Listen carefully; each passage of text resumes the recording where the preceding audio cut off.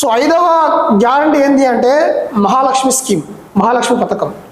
ఈ పథకం ప్రకారం ఆ రోజున కాంగ్రెస్ పార్టీ ఏమన్నదంటే మహిళలకు 2,500 రూపాయలు ప్రతి నెల అందిస్తాం, 500 రూపాయలకే గ్యాస్ సిలిండర్ అందిస్తాం, మహిళలందరికీ కూడా ఆర్టీసీ బస్సుల్లో ఉచిత ప్రయాణం. ఎక్కడి మహాలక్ష్మి, ఎక్కడి పథకం ఇది? ఒకసారి మీరు ఎంక్వైరీ చేయండి. ప్రతి మహిళకి 2,500 రూపాయలు మహాలక్ష్మి స్కీమ్ కింద ఇస్తామని చెప్పేసి మాట ఇచ్చిన కాంగ్రెస్ ప్రభుత్వం ఈ రోజున ఎడిపోయింది. మహిళలకి 2,500 కాదు కదా, ఒక్క రూపాయి కూడా ఇవ్వలేదు.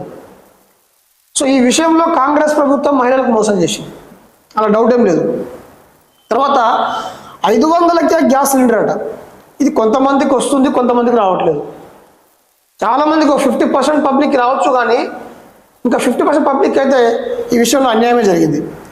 తర్వాత ఆర్టీసీ బస్సుల్లో ఉచిత ప్రయాణం, ఇది సక్సెస్ఫుల్గా రన్ అవుతుంది, కానీ దీనివల్ల రాష్ట్రానికి కానీ మహిళలకు కానీ సమాజానికి ఎలాంటి ఉపయోగం లేదు. పనికిమాల స్కీమ్ అది.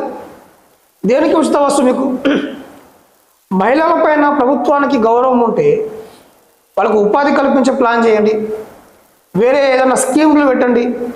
ఈ ఉచిత బస్సు వల్ల ఈ కాలంలో ఈ రోజుల్లో బస్సు టికెట్ పెట్టుకోకుండా అంటే ఛార్జీలు భరించలేని స్థాయిలో ఎవరు లేరు.